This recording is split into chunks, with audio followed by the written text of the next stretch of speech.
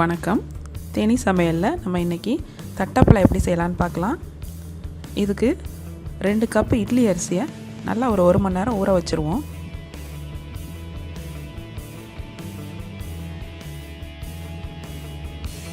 அதே சமயம் 2 ஸ்பூன் கடலைப்பருப்பு எடுத்து அதையும் தண்ணி ஊற்றி நல்லா ஊற வச்சிடணும்.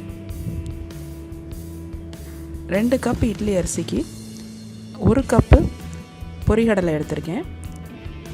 பொரிகடலையை மிக்ஸி ஜாரில் போட்டு நல்லா பவுடராக அரைச்சி வச்சுக்கணும்.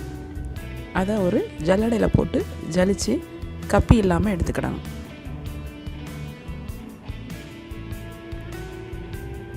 இப்போ பொரிகடலை பவுடரை நம்ம ரெடி பண்ணிட்டோம்.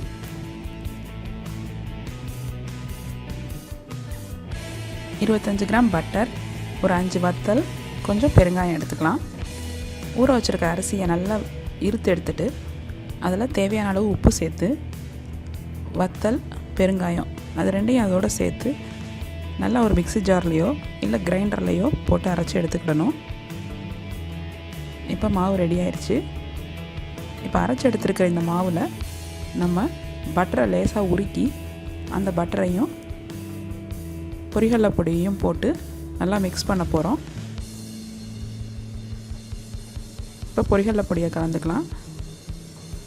அப்புறம் ஊற வச்சுருக்க கடலைப்பருப்பையும் நல்லா இறுத்தெடுத்து அதையும் அதோட சேர்த்துக்கணும். இப்போ உருக்கி வச்சுருக்கிற பட்டர் போட்டு ஒன்று போல் நம்ம பிசைஞ்சு வைக்கணும். இப்போ நம்ம எடுத்துருக்க அளவுக்கு 2 கப் அரிசி, 1 கப் பொரிகடலை, அது போக வத்தல், பட்டர், கடலைப்பருப்பு எல்லாத்தையும் மிக்ஸ் பண்ணும்போது நமக்கு எக்ஸ்ட்ராவாக தண்ணி தேவைப்படாது. பாருங்கள், பாத்திரத்தில் ஒட்டாமல் நல்லா மாவு ஒன்று போல் சுருண்டு வந்துடும். நல்லா ஒன்று போல் பிசைஞ்சிடணும். பொரிகடலையோட அளவு கூடுச்சுன்னா நமக்கு தட்டை நொறுங்கிரும், இந்த ஷேப்பில் இருக்காது. அதனால் 2 கப்பு இட்லி அரிசிக்கு 1 கப்பு பொரிகடலை எடுத்துக்கோங்க. இப்போ மாவு ரெடி ஆயிடுச்சு. நம்ம இப்போ எப்படி தட்டலான்னு பார்க்கலாம்.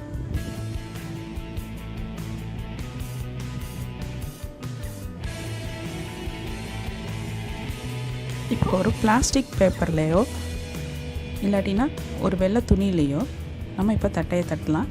இப்போ பிளாஸ்டிக் ஷீட் எடுத்திருக்கேன் நான் இன்றைக்கி. இதில் தேவையான அளவு எண்ணெய் தடவிக்கோங்க. தடவிட்டு நம்ம கையாலேயே நல்லா பூரிக்கு தேய்க்கிற மாதிரி நல்லா தின்னாக தட்டணும். எண்ணெய் தேய்ச்சோம்னா ஒட்டாமல் எடுக்க வரும்.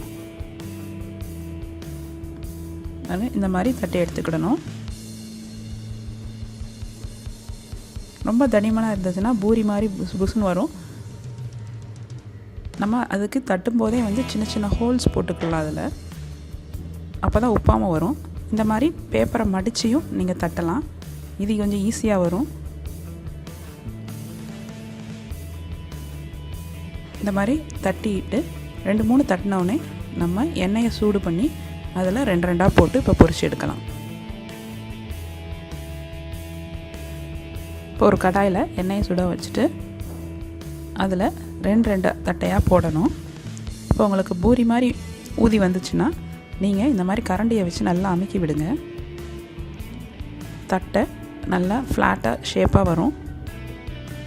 இல்லாட்டினா நம்ம தேய்க்கும் போதே ஒரு ஊசி இல்லாட்டினா எதையா வச்சு சின்ன சின்னதாக மேலே ஹோல்ஸ் போட்டுட்டோம்னா தட்டை புஷ்ஷுன்னு பூரி மாதிரி வீங்காமல் ஃப்ளாட்டாக வரும். இதே மாதிரி மீதம் இருக்கிற மாவையும் நம்ம அப்பப்போ தட்டி எண்ணெயில் போட்டு எடுத்துடணும். இப்போ நல்லா பபிள்ஸ் அடங்கினோடனே நம்ம எண்ணெயை இருத்துட்டு தட்டையை எடுத்துடலாம்.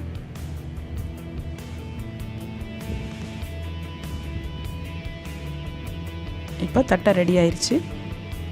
நீங்களும் இதே மாதிரி செஞ்சு பாருங்கள். உங்களுக்கு இந்த வீடியோ பிடிச்சிருந்தா ஷேர் பண்ணுங்கள், சேனலுக்கு சப்ஸ்கிரைப் பண்ணுங்கள்.